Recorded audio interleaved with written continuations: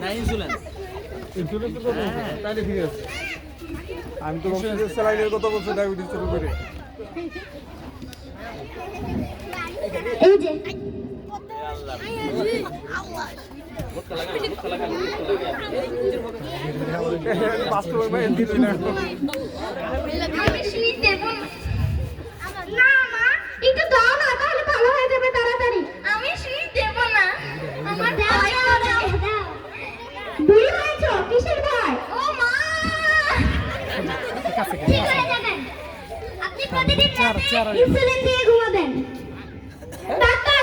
আপনার ওষুধগুলি দিয়ে দেন আমি তাড়াতাড়ি যাই মার জন্য ওষুধ কিনতে হবে ওষুধ লাগবে না খালি ইনসুলিন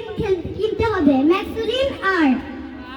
ও আচ্ছা ঠিক আছে ডাক্তার আমার তো এত কিছু মনে থাকে না আমি তো অনেক পড়ার চাপে থাকি আপনি একটু লিখে দেন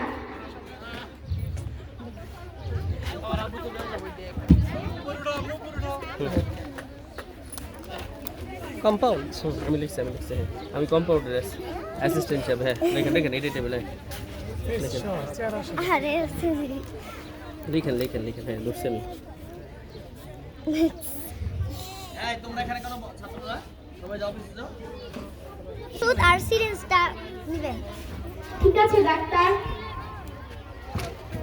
ইনশাআল্লাহ আমার মা সুস্থ হবে তো ইনশাআল্লাহ আপনার মা সুস্থ এই ওষুধ খাওয়ার কি এক মাস পরে আসবো জি ও